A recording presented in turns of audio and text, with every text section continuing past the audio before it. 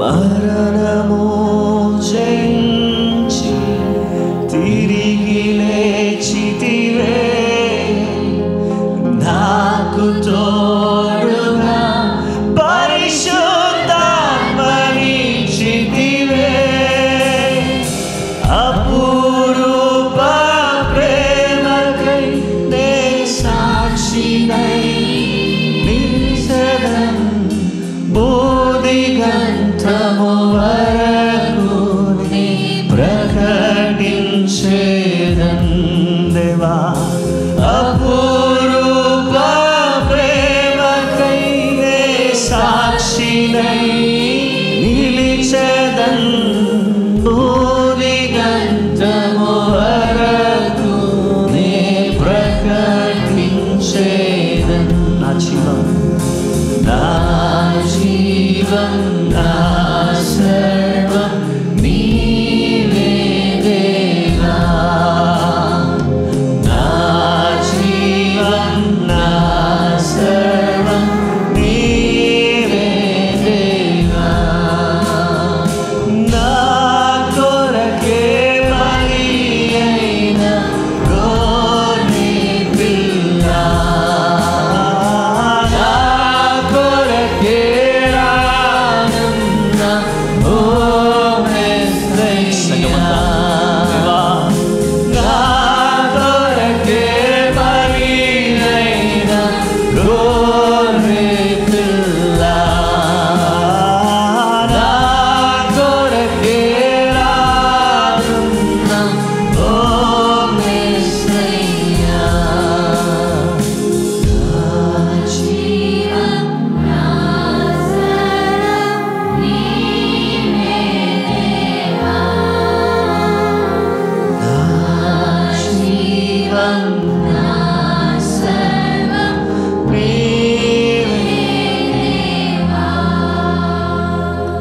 నీవే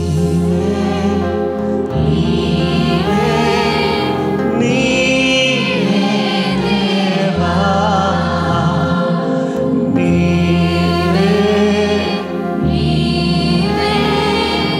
నీవే దేవా.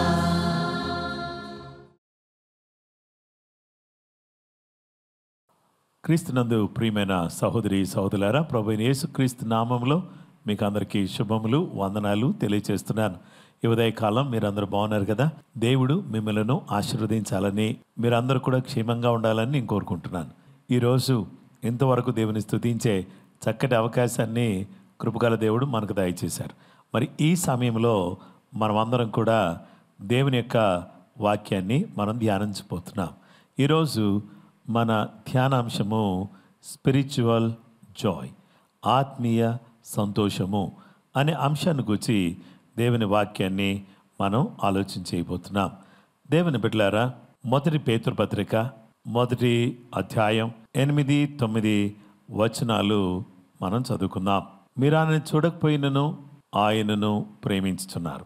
ఇప్పుడు ఆయనను కన్నులారా చూడకయే విశ్వసించుచు మీ విశ్వాసమునకు ఫలమును అనగా ఆత్మరక్షణయు పొందుచు చెప్పనశక్యమును మహిమాయుక్తమునైన సంతోషము గలవారై ఆనందించున్నారు. ఈ స్పిరిచువల్ జాయ్, ఆత్మ సంబంధమైనటువంటి సంతోషం అనే ఈ అంశంలో దేవుని బిడ్డలమైనటువంటి మనమందరం కూడా మొదటి విషయం ఏంటంటే, ఈచు సమయము, టైమ్ ఆఫ్ గివింగ్ అనే ఈ మాటను మనము ఈరోజు ధ్యానం చేద్దాం.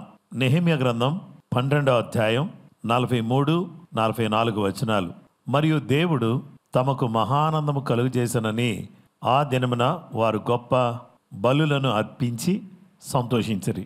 వారి భార్యలు పిల్లలు కూడా సంతోషించిరి. అందువలన యెరూషలేములో పుట్టిన ఆనంద ధ్వని బహు దూరమున వినబడెను.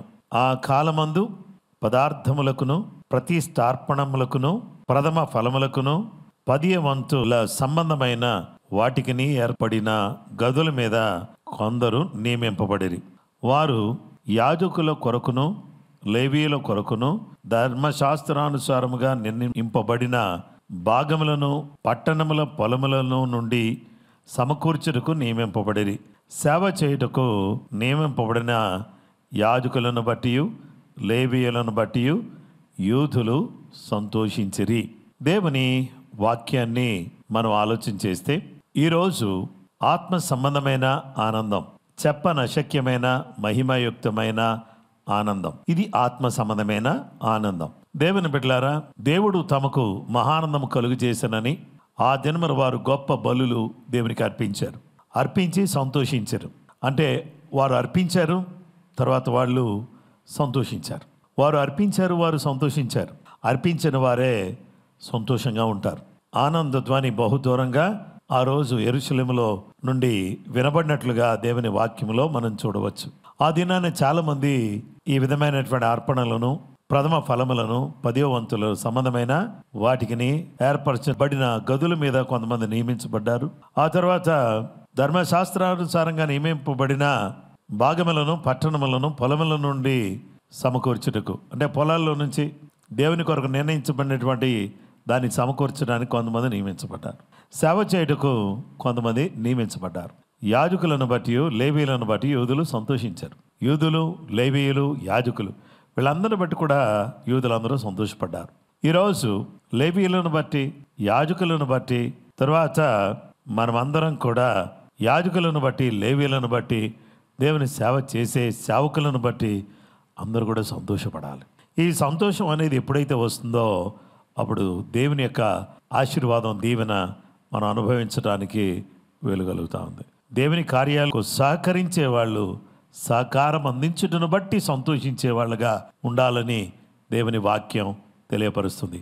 నెహెమ్యా గ్రంథం 13:5, నైవేద్యమును, సామ్రాణిని, పాత్రలను, గింజలలో 10వ భాగమును, క్రొత్త ద్రాక్షారసమును లేవీయులకును, గాయకులకును, ద్వారపాలకులకును ఏర్పరచబడిన నూనెను, యాజకులకు తేవలసిన ప్రతిష్ఠిత వస్తువులను పూర్వము ఉంచు స్థలమునొద్ద అతనికి ఒక గొప్ప గదిని సిద్ధము చేసి ఉంచెను.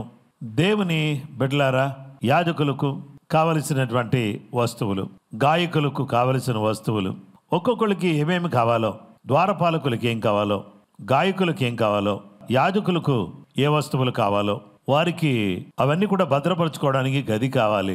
వీటన్నిటినీ కూడా సిద్ధం చేసినట్లుగా దేవుని వాక్యములో మనం చూడవచ్చు. కాబట్టి ఆత్మ సంబంధమైన సంతోషం ఎప్పుడు కలుగుతుంది? దేవునికి సమర్పించినప్పుడు కలుగుతుంది. అలాగే దేవుని కార్యక్రమాల కొరకు అన్నీ కూడా సర్వం సిద్ధం చేసినప్పుడు కలుగుతుంది. నెహెమ్యా గ్రంథం 13వ అధ్యాయం 12వ వచనంలో అటు తర్వాత యూదులందరూ ధాన్య ద్రాక్షారస తైలములతో, అటు తర్వాత యూదులందరూ ధాన్య ద్రాక్షారస తైలములలో 10వ భాగమును ఖజానాలోనికి తెచ్చిరి. ఈ విధంగా యూదులందరూ కూడా ద్రాక్షారస తైలాలు 10వ భాగమును ఖజానాలకు తెచ్చారు. ఇలా దేవుని సన్నిధిలోకి వీటన్నిటినీ తీసుకురావడాన్ని బట్టి గొప్ప సంతోషం, గొప్ప ఆనందం కలుగుతూ ఉన్నట్లుగా దేవుని వాక్యం మనకు తెలియచేస్తుంది. దేవుని బిడ్డలారా, నెహెమ్యా గ్రంథం 13వ అధ్యాయం 13వ వచనంలో నమ్మకము గల మనుషులని పేరు పొందిన షెలెమ్యా అను యాజకుని, సాదోకు అను శాస్త్రిని, లేవీయులలో పెదాయను ఖజానా మీద నేను కాపరులనుగా నియమించితిని. వారి చేతి క్రింద మత్తన్యా కుమారుడైన జక్కూరునకు పుట్టిన హనాను నియమింపబడెను. మరియు తమ సహోదరులకు ఆహారము పంచిపెట్టు పనివారికి నియమింపబడెను. దేవుని వాక్యములో మనం చూస్తే, ప్రియ సహోదరి సహోదరులారా, దేవుని కార్యాల కొరకు వీరు నియమించబడినటువంటి విధానం మనకు కనబడుతుంది. ఈరోజు సమర్పించే వారిగా మనమున్నప్పుడు, సర్వము దేవుని సేవ కొరకు సిద్ధపరిచేవారిగా ఉన్నప్పుడు, ఇలాంటి సిద్ధపాటుతో ఉన్నటువంటి వారికి తర్వాత దేవుని కార్యాలు సజావుగా సహేతుకంగా జరుగుతున్నటువంటి సమయంలో గొప్ప ఆనందం కలుగుతుంది. ఆత్మ సంబంధమైన సంతోషం కలగాలి అని మనం కోరుకుంటే, మన హృదయాన్ని ఇచ్చినప్పుడు సంతోషం, మన కానుకని ఇచ్చినప్పుడు సంతోషం, ప్రభు కార్యాలు జరగడం కొరకు అన్నీ సంసిద్ధపరిచినప్పుడు సంతోషం. ఇలాంటి సంబంధమైన సంతోషం మనందరికీ కలగాలి అని మనం కోరుకుంటే, మనము ఏం చేయాలంటే హృదయాన్ని దేవునికి సమర్పించేవారిగా, మన యొక్క కానుకలను దేవునికి సమర్పించేవారిగా, దేవుని కార్యాలు జరగడానికి అన్ని రకాలైన వస్తువులు గాయకులకు, యాజకులకు, అలాగే మందిరానికి కావలసిన ప్రతిదాన్ని కూడా సంసిద్ధం చేసినటువంటి సమయంలో మనకు గొప్ప ఆనందం కలుగుతుంది. ఆనందంతో పాటు ఆశీర్వాదం కూడా కలుగుతుంది. దేవుని బిడ్డలారా, దావీదు కలిగిన ఆనందం, దేవుని కార్యాల కొరకు అతడు సమకూర్చినప్పుడు అతని కలిగిన ఆనందం, నెహెమ్యాకు కలిగిన ఆనందం, అలాగే ఈరోజు ఆయన పిల్లలమైన మనకు కూడా కలగాలని నేను కోరుతున్నాను. అలాగూ దేవుని యొక్క ఆశీర్వాదం, దీవెన మనం పొంది ఆత్మ సంబంధమైన ఆనందంతో, అత్యంత ఉత్సాహంతో ముందుకు సాగాలని నేను కోరుతూ ఈ మాటలు ముగిస్తున్నాను. ప్రభు మనకు ఆ విధంగా హృదయాన్నిచ్చి, కానుకిచ్చి, ప్రభు కార్యాల కొరకు సమస్తం సిద్ధపరిచి సంతోషపడేవారిగా మనం ఉండడానికి కృపగల దేవుడు మనకు సహాయం చేయాలని కోరుతున్నాను. ఎప్పుడైతే మనం ఆత్మ సంబంధమైన సంతోషంతో ఇలాంటి పనులు చేసి సంతోషపడుతూ ఉంటామో, పరలోక తండ్రి మనల్ని ఆశీర్వదించి మనకు కావలసిన ప్రతి అవసరత తీర్చి మన పక్షంగా నిలబడే గొప్ప దేవుడుగా ఆయన ఉన్నాడు. ఆ కృప మనందరికీ దేవుడు అనుగ్రహించేటట్టుగా ప్రార్థన చేసుకుందాం. మహోన్నతుడైన మా తండ్రి, ప్రేమ కలిగిన మా గొప్ప తండ్రి, నీ పాదాలకు ఎనలేని వందనాలు, స్తోత్రాలు, స్తుతులు, ఘనత, మహిమ, ప్రభావాలు మీకు ఆరోపిస్తున్నాం.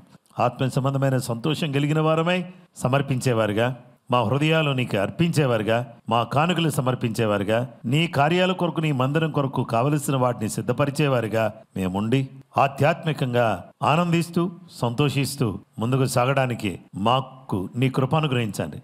ఇచ్చే వారిగా మేము ఉండడానికి సహాయం చేయమని అన్ని విధాలుగా సమస్త విధములైన తలాంతులను, ఆర్థిక వనరులను, సమయాన్ని, సమస్తాన్ని నీ చేతిలో పెట్టి ఆత్మ సంబంధంగా ఆనందించేవారుగా, నీ కొరకు వాడబడేవారుగా, నీ ద్వారా దీవించబడేవారుగా మేము ఉండాలని కోరుకుంటున్నాం. ప్రతి బిడ్డను వారి వారి సమస్యల నుంచి బయటికి తీసుకుని వచ్చి గొప్ప సమాధానాన్ని, నెమ్మదిని ప్రసాదించండి. తెలుగు రాష్ట్రాలను, తెలంగాణ, ఆంధ్రప్రదేశ్ను, భారతదేశాన్ని, ఇజ్రాయేలును జ్ఞాపకం చేసుకోండి. గృహాలు లేని వారికి గృహాలు దయచేయండి. వాహనాలు లేని వారికి వాహనాలు దయచేయండి. ఆత్మల రక్షణ కొరకు ప్రార్థన చేస్తున్నాం, సహాయం చేయండి. అలాగే వివాహ సంబంధాలు కుదరడానికి సహాయం చేయండి. ప్రతి ఇంటిలో ఉన్న ఆర్థికపరమైన, వస్తుపరమైన అవసరాలు తీర్చండి. పిల్లల చదువుల్లో సహాయం చేయండి. నీ బిడ్డలు చేతి పని మీద బయటకు వెళుతున్నప్పుడు, ఉద్యోగం మీద బయటకు వెళుతున్నప్పుడు, వ్యాపారం మీద అనేక స్థలాలకు ప్రయాణం చేస్తున్నప్పుడు బిడ్డలకు మీరు తోడుగా ఉండండి. నీ బిడ్డల పక్షంగా మీరు ఉండండి.